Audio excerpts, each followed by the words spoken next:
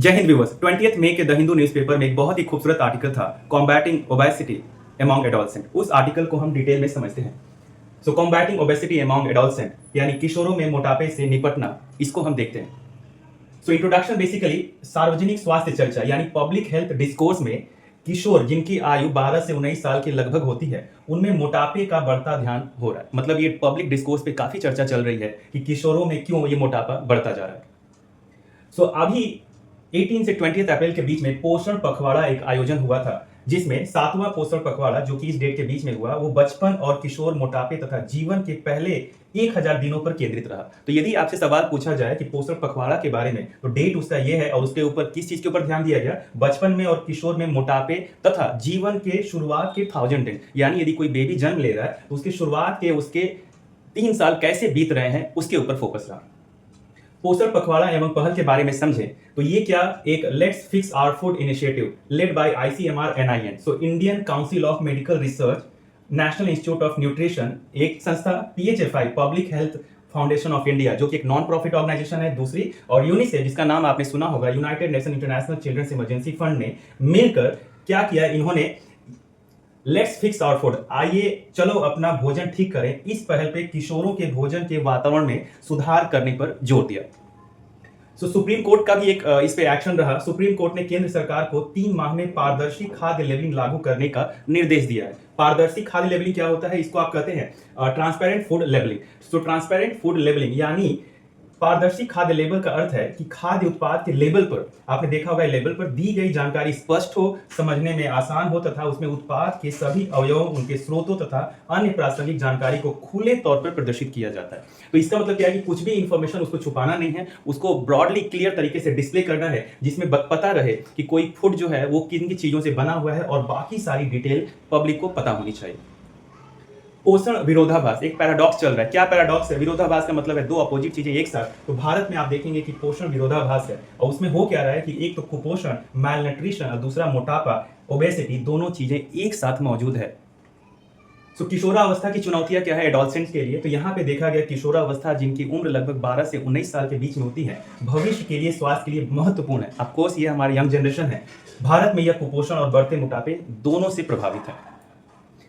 Process खाद्य और स्वास्थ्य जोखिम, process food and health risk, इसमें क्या चीजें ध्यान देने की जरूरत है कि अत्यधिक प्रोसेस खाद्य पदार्थ आसानी से उपलब्ध हैं। आपने देखा होगा एडोलसेंट के हाथ में चिप्स के पैकेट हैं, बिस्किट के पैकेट हैं, बर्गर है, परंतु हानिकारक है। ये मोटापा, मधुमेह एवं हृदय रोग बढ़ाते हैं। हाल ही में आपने सुना होगा कि CBSE ने भी सारे स्कूलों को निर्देश दिया है कि वो अपने स्कूल्स में एक बोर्ड लगाएं जिसमें शुगर से रिलेटेड चीजें कितनी खतरनाक हो सकती है उसके बारे में जानकारी उपलब्ध हो।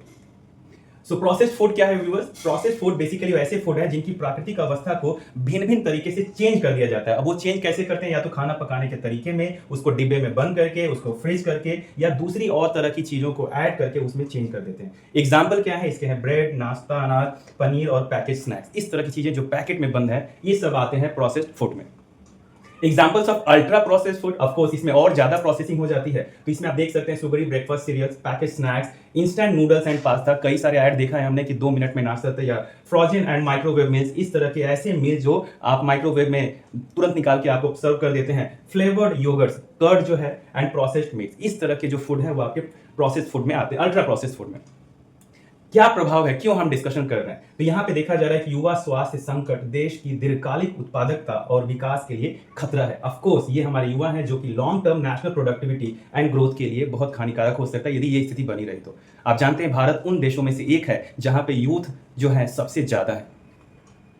भारत में किशोर मोटापे में खतरनाक वृद्धि हुई है, ये डेटा कह रहा है वर्ल्ड ओबेसिटी एटलस 2024 और समग्र राष्ट्रीय पोषण सर्वेक्षण है, जिसमें नेशनल न्यूट्रिशन सर्वे हुआ है, जिसमें ये बताया गया है।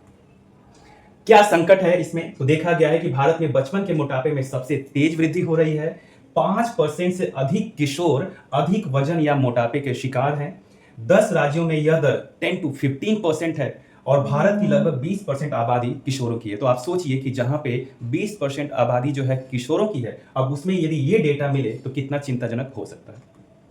किशोर सबसे अधिक प्रभावित क्यों ये ज्यादा वल्नरेबल है, क्यों ये कमजोर तबका है, क्यों इन्हीं के ऊपर ज्यादा आंच आ रही है? तो बात ये है कि सबसे कम सशक्त हैं, ये लिस्ट एम्पावर्ड है, मोस्ट इन्फ्लुएंस है, बहुत आसानी से इनको आप प्रभावित कर देते हैं। स्वास्थ्यवर्धक भोजन विकल्प आसानी से उपलब्ध नहीं है। बहुत इंपॉर्टेंट पॉइंट है। यदि भूख लगी तो हमें लगता है कि चिप्स का ले लो, नमकीन ले लो, आप बिस्किट ले लो, भुजिया ले लो, बहुत आसानी से हमें मिल जाता है और टेस्ट भी आ जाता है।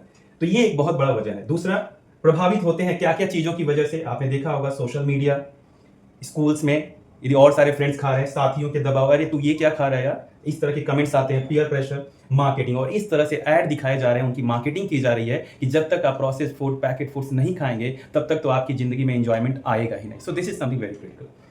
भोजन की आदतें और प्रभाव। तो यहाँ पे क्या बात हो रही है कि आम अस्वास्थ्यकर खाद्य पदार्थ, कॉमन अनहेल्दी जो स्टेपल्स है, फूड है, उनके बारे में। सो प्रोसेस्ड फूड है, प्रसंस्कृत खाद्य जो कि हमने देखा, इसकी वजह से भी सुगरी ड्रिंक्स, मीठे पे, यदि चिप्स ले लिया तो कोल्ड ड्रिंक भी ले लो, नमक वाले स्नैक्स जो है उसको खा के। तो ये बात ये हो रही है कि किशोरों में मोटापे की दर तेजी से बढ़ रही है इन सब आदतों की वजह से।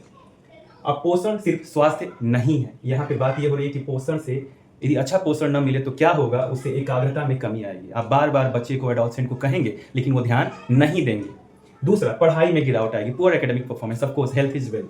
देन अनुपस्थिति बढ़ना, स्कूलों में या और किसी एक्टिविटी में वो एब्सेंटिज्म बढ़ेगा क्योंकि हेल्थ अच्छा नहीं है तो। एंड देन छात्रों की क्षमता सीमित हो जाती है, उनका पोटेंशियल लिमिट हो जाता है, उनके ऊपर एक बैरियर टाइप का लग जाता है, वो एक लिमिट बना लेते हैं कि इससे ज़्यादा तो हम कर ही नहीं सकते। क्या हमें बदलाव की जरूरत है? तो हमें बदलाव की जरूरत है कि बच्चों की भलाई को प्राथमिकता देना बहुत आवश्यक हो गया है। स्वस्थ और समान खाद्य प्रणाली सुनिश्चित करें। तो इसमें क्या है, ensure healthy and equitable food system निश्चित करना है हमें। Respect and uphold children right, बच्चों के अधिकारों का सम्मान और संरक्षण करें। सरकार की क्या भूमिका है यहाँ पे? तो सरकार को चाहिए कि पोषण को जन आंदोलन बनाए। जैसे सरकार ऑलरेडी ये काम कर रही है, फिट इंडिया मूवमेंट, तरह तरह के मूवमेंट हो रहे हैं, स्पोर्ट्स को बढ़ावा दिया जा रहा है। तो उस कंडीशन में ये जो आपको जन आंदोलन होना चाहिए, किसको लेके? पोषण को लेके। दूसरा, स्कूल स्वास्थ्य कार्यक्रमों को सशक्त बनाए। तो स्कूलों में ऑलरेडी एक्टिविटी चल रही है, सीबीएसई का डायरेक्टिव आ रहा है, दूसरी स्कूल्स अपने स्टेट गवर्नमेंट के भी कर रहे हैं, तो इसको और बढ़ाने की जरूरत है। एंड नेक्स्ट, पोषण के प्रति जागरूकता बढ़ाना बहुत जरूरी है। ये इस पे हम कॉम्प्रोमाइज नहीं कर सकते। ये एक स्टाइल का मुद्दा नहीं होना चाहिए कि मैं चिप्स खा रहा हूं तो मैं बहुत मॉडर्न हूं। इसको हमें जागरूक बनाना ही पड़ेगा।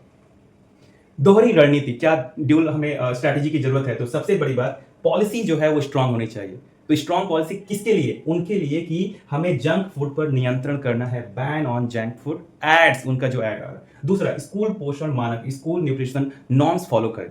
मैंने कई स्कूलों में देखा भी है कि उन्होंने ऑलरेडी डिसाइड किया हुआ है, एक टेबल लिस्ट बनाया हुआ है और पेरेंट्स के साथ शेयर किया हुआ है कि मंडे को आप ये ब्रेकफास्ट या लंच देंगे बच्चों को, ट्यूसडे को ये देंगे। तो that is something very great from the school side. और कई सारे टीचर्स स्कूल में बैठ के बच्चों के साथ खाते भी हैं और वो देखते हैं कि किसने हेल्दी फूड लेके आए हैं कि नहीं लेके आए। देन यूथ इंगेजमेंट, युवाओं की भागीदारी भी जरूरी है। उस कंडीशन में जो आपके न्यूट्रिशियस फूड है वो आसानी से मिल जाए, सुलभ हो जाए, सस्ते रहें। ऐसा ना हो कि न्यूट्रिशियस है तो बहुत कॉस्टली हो, ऑर्गेनिक है तो बहुत कॉस्टली हो, ऐसा ना हो, और प्रेरणादायक रहे।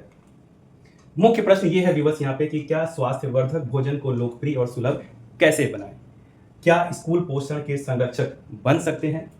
तो यहाँ पे देखें तो हम यदि स्मार्ट पॉलिसीज लाएं तो उससे क्या होगा कि फैट, नमक और चीनी पर स्वास्थ्य कर जैसी वित्तीय नीतियां प्रभावी है। यानी क्या कर सकते हैं हम फिस्कल मेजर्स, हेल्थ टैक्स लगा सकते हैं। किसके ऊपर? ऐसे फूड जिसपे फैट है ज्यादा, सॉल्ट है, शुगर है, इससे तो क्या होगा कि ऐसे कंजम्पशन कम होगा जब दाम उसका ज्यादा हो जाएगा। तो जैसा कि आपने सिगरेट्स एक्सेट्रा पे देखा होगा।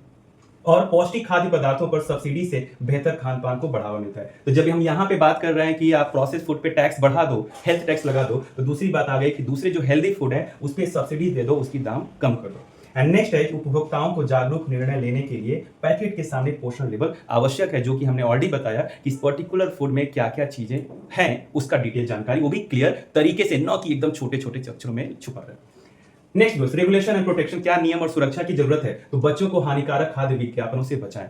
कई बार मेरे घर में भी छोटे बच्चे हैं, उनको लगता है कि टीवी में हमने मैगी, पास्ता की चीजों को देखा तो मम्मी को फोर्स करने लगते हैं, पापा को फोर्स करने लगते हैं कि मुझे भी ये खाना है। तो जब तक ये बच्चा ऐड नहीं देखता तब तक उसके मन में ये ख्याल आता ही नहीं। तो हमें ये बचाने की जरूरत है। नेक्स्ट, डिजिटल मीडिया और स्कूलों में विज्ञापनों के लिए कड़े नियम रहे इन सब चीजों के लिए। तीसरा, बच्चों को लक्षित करना बंद किया जाना चाहिए। ऐसे एड्स न बने जहां पे बच्चों को फोकस करके जानबूझ के उनके ब्रेन में भरा जाए कि जब तक हम ये नहीं खाएंगे तब तक हमारे दोस्तों के साथ जो पार्टी है या टीवी देखना है वो पूरा नहीं होगा। This has to be stopped. Role of schools and communities, क्या हम स्कूल और समुदाय, क्या हमारी भूमिका इसमें? सो पोषण शिक्षा युवाओं को सशक्त बना सकती है। जैसे सारी एजुकेशन हो रही है वैसे न्यूट्रिशन के ऊपर भी एजुकेशन मिलना चाहिए और रेगुलर होना चाहिए। जागरूक भोजन चयन और शारीरिक गतिविधि को प्रोत्साहित करती है। तो यहाँ पे प्रमोट्स इन्फॉर्म्ड फूड चॉइसेस, पता हो कि क्या नुकसान करता है क्या फायदा करता है, ये एंड फिजिकल एक्टिविटी, जब आप बहुत अच्छी से फिजिकल एक्टिविटी होगी तो नॉर्मल बात है, भूख लगेगी, फिर आप हेल्दी फूड की तरफ उनका वो होगा, क्योंकि वो सारी चीजें उनको वो सेटिस्फैक्शन नहीं देगी, एनर्जी नहीं देगी। Food literacy viewer equal to life skill, यानी यदि भोजन की साक्षरता मिली है तो समझिए कि एक लाइफ स्किल है। ऑफ कोर्स ये स्किल है। तो हो क्या रहा है यहाँ पे, केवल जागरूकता नहीं बल्कि स्वास्थ्यवर्धक भोजन की पहचान की क्षमता भी होनी चाहिए। जैसे हमें स्किल की जरूरत होती है कुछ बेहतर करने के लिए, वैसे भी ये भी एक स्किल है कि हमें मालूम रहे कि क्या हमारे लिए फायदेमंद है और क्या नुकसान है। यहाँ पे भोजन लेबल को पढ़ना और समझना आना चाहिए, जो कि हम स्किल की बात कर रहे हैं। विविध, स्थानीय और पौष्टिक भोजन चुनना आना चाहिए। तो हमें मालूम रहे कि डिफरेंट टाइप के लोकल न्यूट्रिशियस फूड को हम कैसे सिलेक्ट करें। इनफैक्ट ये तो डिस्कशन हर घर में होता है कि वहाँ पे क्या अच्छा मिलता है, वहाँ का क्या फेमस फूड है, हम उसको खाएंगे। नीड फॉर यूनिफाइड एक्शन, अब एक समग्र समन्वित प्रयास की आवश्यकता है। तो पोषण कई मंत्रालयों में बटा हुआ है, आपने देखा होगा कई सारे विभाग में, महिला एवं बाल, स्वास्थ्य, शिक्षा आदि मंत्रालयों में समन्वय जरूरी है, ताकि हमने मिलजुल के काम करना है। जैसा कि अभी आपने देखा ऑपरेशन सिंदूर में कैसे तीनों सेनाओं ने मिलकर एक कोऑर्डिनेटेड एफर्ट डाला और उसका रिजल्ट कितना खूबसूरत रहा। जहां कहीं भी डिफरेंट एजेंसियां इंवॉल्व है, वो कोई भी मामला हो, वो डिफेंस का मामला हो, शिक्षा का मामला हो, पोषण का मामला हो, तो जब तक कोऑर्डिनेटेड एफर्ट नहीं होगा तब तक फ्रूटफुल रिजल्ट नहीं होगा। नहीं तो क्या होगा, एक मिनिस्ट्री अपना एफर्ट डाल रही है, हो सकता है उसी एफर्ट का डुप्लीकेशन दूसरी मिनिस्ट्री कर रही है। So that is something needs to be think. समन्वय के बिना प्रयास बिखरे रहते हैं, जो कि मैंने आपसे कहा।